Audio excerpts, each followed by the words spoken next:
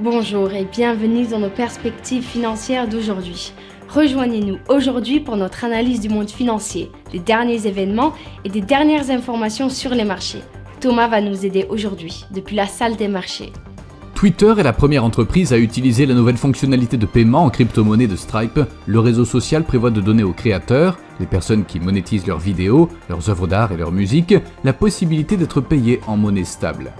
Les prix mondiaux du pétrole brut ont enregistré une perte de près de 5% dans la perspective d'une croissance mondiale plus faible et d'une hausse des taux d'intérêt.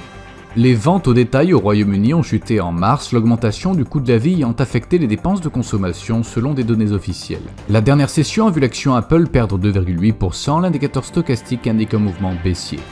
La dernière session a vu l'euro chuter de 0,4% par rapport au dollar, l'indicateur stochastique RSI donne un signal baissier, ce qui va à l'encontre de notre analyse technique globale. Le cours de la paire livre sterling-dollar est resté largement inchangé lors de la dernière session. Selon l'indicateur CCI, nous sommes dans un marché survendu. La paire dollar australien, dollar américain s'est échangée latéralement lors de la dernière session. L'indicateur MACD donne un signal haussier. Le ratio emploi-candidat du Japon sera publié à 23h30 GMT, le taux de chômage du Japon à 23h30 GMT, le climat des affaires IFO en Allemagne à 8h GMT. L'indice des affaires manufacturières de la Fed de Dallas aux États-Unis sera publié à 14h30 GMT, l'évaluation actuelle IFO en Allemagne à 8h GMT, les positions nettes NC de la CFTC en Grande-Bretagne à 19h30 GMT. Nous espérons que vous avez apprécié nos perspectives du marché d'aujourd'hui.